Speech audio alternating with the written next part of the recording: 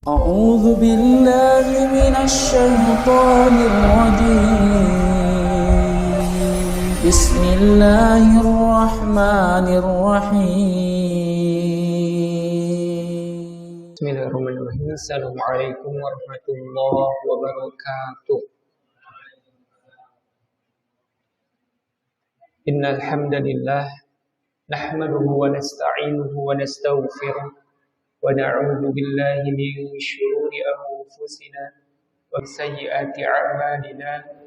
May yahdihillahu fahuwal muhtad wa may yudlil fala hadiyalah.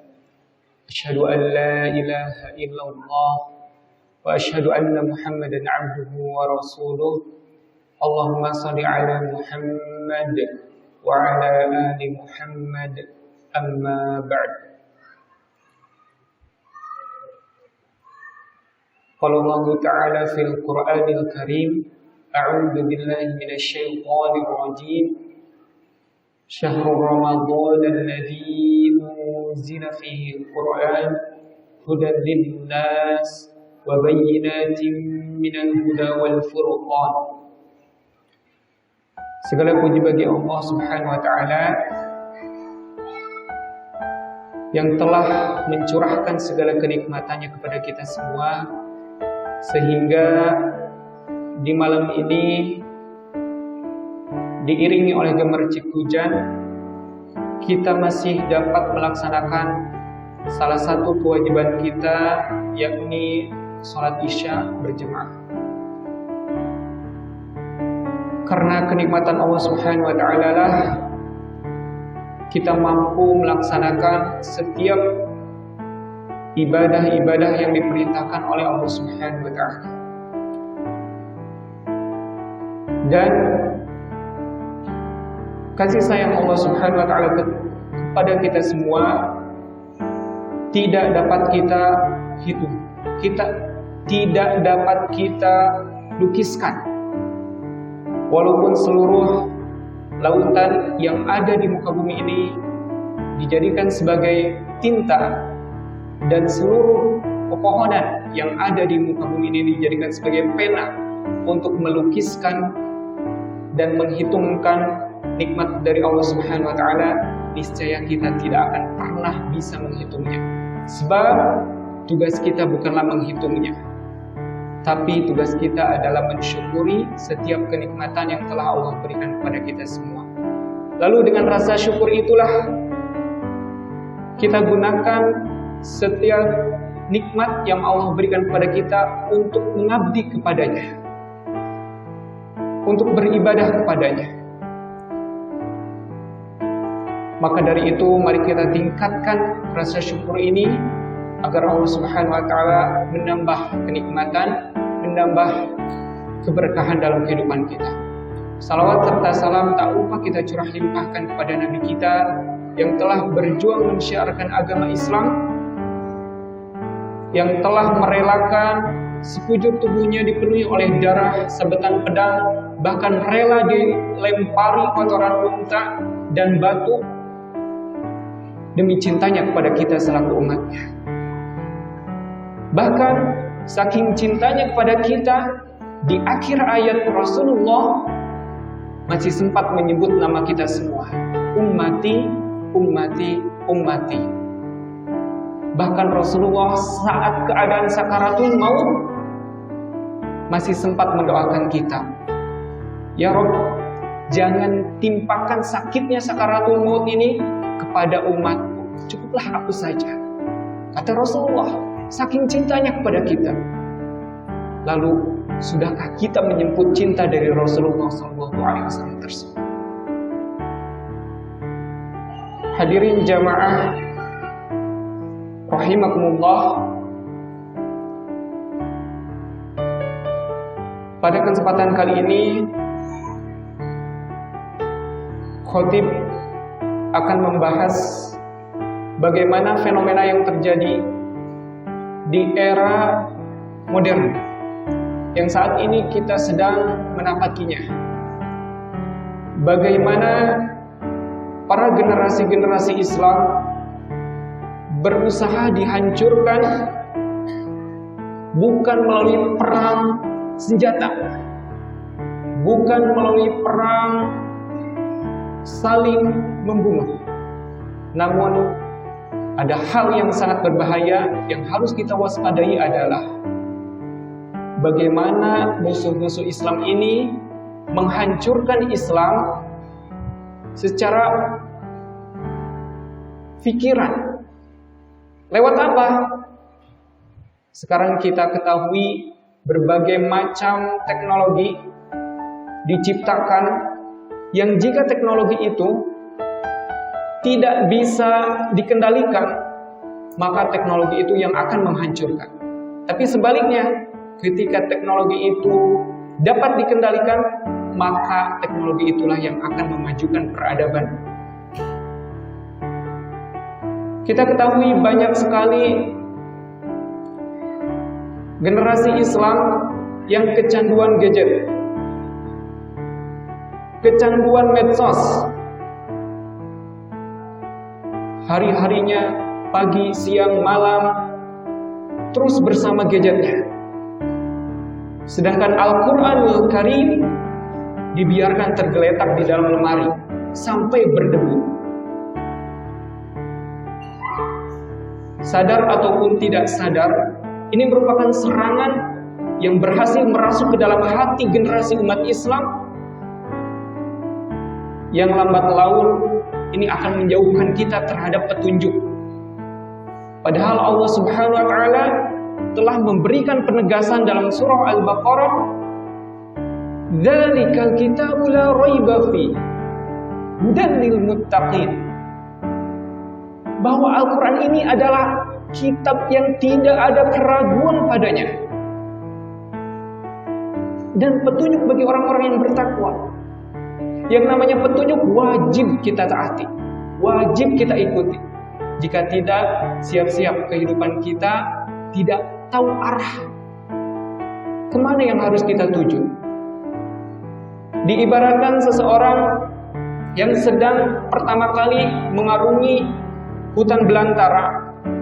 Dia tidak membawa kompas, dia tidak membawa perbekalan makanan, dia tidak membawa alat-alat yang melindungi dirinya dari terkaman. Otomatis siap-siap berbagai ancaman akan menerjang seseorang yang sedang dalam hutan tersebut. Bisa jadi ancaman dari hewan binatang yang sangat buas, yang siap menerkam, ataupun pohon yang runtuh, ataupun bisa masuk jurang. Itulah kehidupan kita. Jika kita tidak memegang petunjuk hidup yang Allah sudah sediakan kepada kita, yaitu Al-Quranul Karim, siap-siap kita akan tersesat jika kita tidak memegang petunjuk hidup tersebut.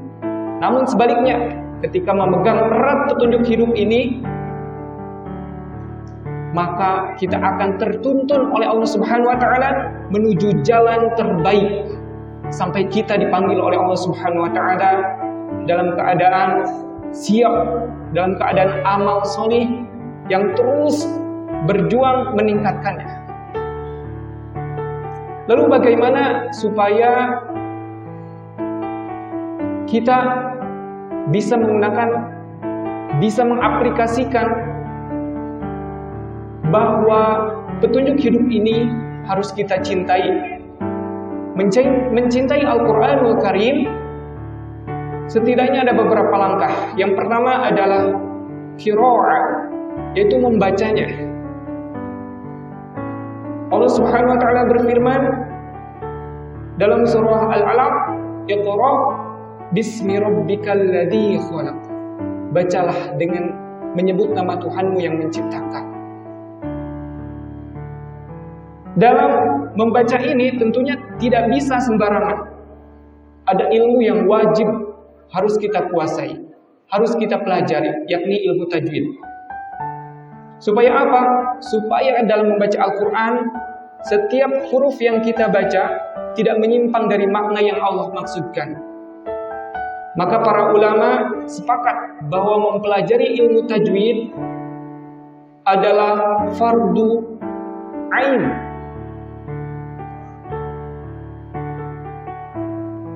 Kemudian yang kedua setelah membacanya adalah, setelah qiraat adalah tilawah. Tilawah ini bukan hanya sekedar membaca, tapi ada pemahaman yang mendalam, pemahaman yang sangat mendalam terhadap makna-makna yang terdapat dalam Al-Quran melalui tafsir, melalui ilmu tafsir. Maka dari sinilah tercipta saat kita mengagumi bahwa ayat-ayat Al-Quranul Karim yang begitu agung. Bagaimana di Al-Quran terdapat penciptaan langit, penciptaan bumi, penciptaan manusia. Bahkan di dalam Al-Quran terdapat bagaimana hujan diturunkan, bagaimana manusia diciptakan.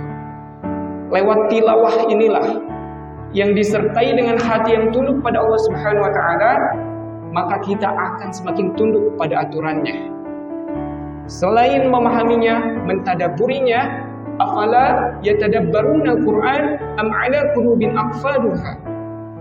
Dengan cara inilah kita menjadi orang yang mampu menghayati setiap apa yang terdapat dalam Al-Quran. Dan kita dapat membuat petunjuk hidup ini menjadi berguna dalam kehidupan kita. Petunjuk hidup ini ketika kita mampu memegang erat, maka kita akan selamat, bahagia di dunia maupun di akhirat kelak. Lalu yang jadi pertanyaannya, sudahkah kita menjadikan petunjuk hidup kita ini menjadi jalan terbaik dalam menggapai kebahagiaan di dunia maupun di akhirat? Sudahkah kita membimbing keluarga dengan Al-Quranul Karim? Atau malah sibuk dengan pekerjaannya, sehingga tidak ada waktu untuk mengajarkan Al-Quran kepada anak-anaknya, sehingga tidak ada waktu untuk mengajarkan Al-Quran kepada keluarganya. Ini yang menjadi pertanyaan dan sekaligus muhasabah untuk kita semua, supaya Al-Quran ini menjadi petunjuk dalam kehidupan. Setelah tilawah, dalam tilawah ini juga disertai mengamalkannya. Setelah memahaminya lewat tafsir yang para ulama ciptakan, yang para ulama karyakan, maka kita wajib untuk mengamalkan apa yang kita pahami dalam Al-Quran. Dengan seperti inilah kita menjadi insan muttaqin yang bertakwa. Setelah mengamalkannya, lalu langkah selanjutnya adalah mendakwahkannya. Ketika kita sudah mendapat cahaya Al-Quran, nur, maka cahaya itu bagaimana supaya bisa menerangi sekelilingnya, bukan hanya untuk dirinya sendiri, tapi untuk keluarganya, untuk masyarakatnya, untuk bangsanya. Dan cahaya Al-Quran inilah yang akan membimbing kita menuju ridho dari Allah Subhanahu wa Ta'ala. Itulah jalan terbaik bagaimana kita mencintai Al-Quranul Karim. Yang pertama, qiraat, membacanya dengan ilmu tajwid yang benar.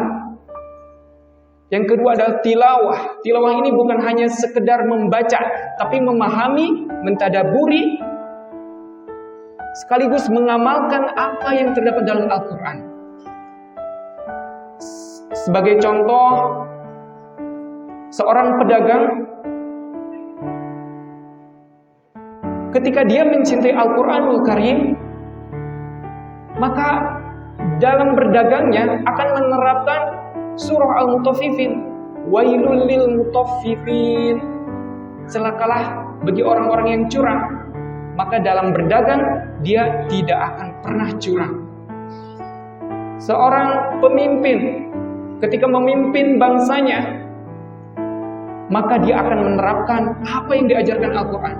Innamal mu'minuna ikhwatu fa aslihu baina akhwaykum wattaqullaha la'allakum turhamun. Bagaimana menyatukan seluruh suku, seluruh bangsa, bahwa mereka adalah bersaudara. Dan masih banyak contohnya.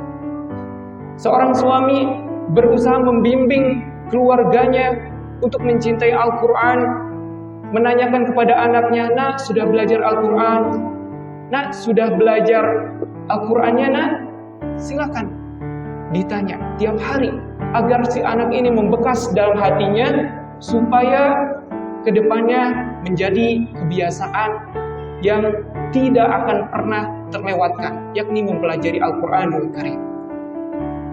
Itulah yang dapat kita lakukan, bagaimana kita mencintai Al-Quranul Karim di zaman modern ini. Sangat bahaya sekali ketika kita membiarkan generasi Islam menjadi korban dari teknologi yang dirancang untuk menghancurkan generasi Islam. Games dari pagi sampai malam, sampai lupa sholat, sampai lupa ngaji, sampai lupa kewajibannya. Maka sebagai orang tua wajib untuk mengatur itu semua, mengontrol supaya teknologi ini justru menjadi yang akan memajukan masa depan mereka, yang akan memajukan Islam. Inilah yang menjadi andalan kita. Justru harus menggunakan apa yang mereka gunakan untuk menyerang kita, kita gunakan untuk menyerang mereka. Jangan sampai kita malah terhancurkan oleh teknologi ini, sehingga tiap-tiap waktu kita dijauhkan dengan petunjuk Al-Quranul Karim. Inilah yang menjadi pelajaran kita semua, khususnya bagi orang tua. Mari kita bersama-sama untuk mengontrol anak-anaknya, untuk mengontrol keluarganya, supaya tidak berlebihan dalam menggunakan media sosial, dalam menggunakan teknologi ini, sehingga mereka jauh sekali dengan petunjuk Al-Quran. Dan pada akhirnya kita berusaha untuk menjadi keluarga yang bukan hanya bahagia di dunia maupun dan lebih-lebih bahagia di akhirat. Itu saja yang dapat saya sampaikan. Semoga saja kita termasuk orang-orang yang mampu terus mencintai Al-Quranul Karim, terutama di bulan Ramadan ini. Kita ikhtiar sebaik mungkin untuk terus mendekat kepada Allah lewat Al-Quranul Karim. Jangan sampai kita ternodai oleh sifat-sifat yang membutakan mata hati kita untuk menjauh dari Al-Quranul Karim. Amin ya rabbal alamin. Wallahu a'lam bishawab. Assalamualaikum warahmatullahi wabarakatuh.